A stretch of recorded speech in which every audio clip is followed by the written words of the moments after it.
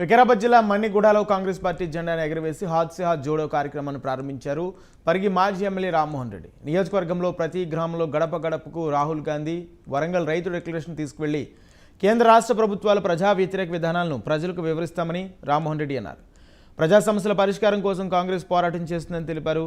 అన్ని వర్గాల సంక్షేమానికి మేలు జరగాలంటే కాంగ్రెస్ పార్టీతోనే సాధ్యమన్నారు.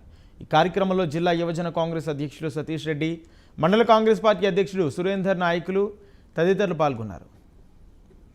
మా జాతీయ అధ్యక్షులు మల్లికార్జున్ ఖర్గే గారు హాత్ సే హాత్ జోడో అభియాన్ అనే కార్యక్రమాన్ని తీసుకొని భిన్నత్వంలో ఏకత్వం కాంగ్రెస్ పార్టీ సిద్ధాంతం హిందూ, ముస్లిం, క్రిస్టియన్ అందరూ కూడా అన్ని కులాలు మతాలు అన్ని కలిసికట్టుగా అఖండ భారత్ అన్నట్టుగా కాంగ్రెస్ పార్టీలోనే వీలవుతుంది. కాబట్టి మీరందరూ కూడా ఈ సందేశాన్ని తీసుకెళ్లాలని చెప్పి మా పిసిసి అధ్యక్షులు రేవంత్ రెడ్డి గారికి, జిల్లా అధ్యక్షులకు, మండల అధ్యక్షులకు, మా కాంగ్రెస్ పార్టీ సీనియర్ నాయకులకు, కార్యకర్తలందరూ కూడా పిలుపునివ్వడం జరిగింది.